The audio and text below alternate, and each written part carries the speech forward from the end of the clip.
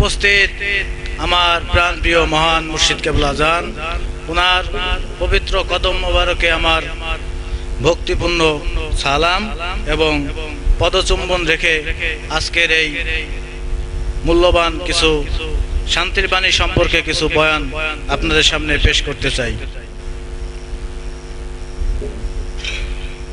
আজকের এই পবিত্র মাহফিলে কোনো ওয়াজ নয় এবং নসিহত নয়।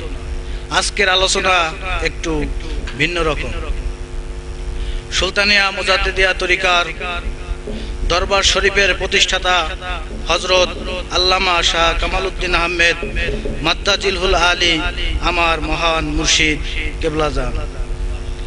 তিনি শুধু মুর্শিদ কেবলা জান নয়, তিনি হলেন মুর্শিদে কামেলে মোকাম্মেল আল্লাহর ওলি,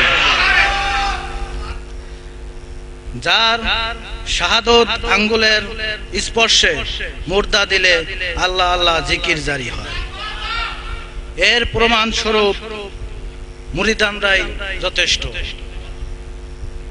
যাই হোক, আমার বাবাজান তার প্রাণপ্রিয় মুর্শিদ প্রাণে পীর দস্তগীর সুলতানুল মাশায়েখ সুলতানিয়া মুজাদ্দিদিয়া তরিকতের ইমাম জামানার মুজাদ্দিদ হযরত শাহ সুফি সৈয়দ আবুল ফজল সুলতান আহমদ রাহমাতুল্লাহ আলাইহি এর বিয়োগান্তে আমার মহান মুর্শিদ কেবলা জান তার হৃদয়ের মণিকুঠায় যে বেদনা পুষে রেখেছেন তা সবার অজানা থাকলেও বাবাজান নিরালে নিভৃতে কেঁদে কেঁদে বক্ষ মুবারক ভিজিয়ে দিয়েছেন। اللهم صل على سيدنا مولانا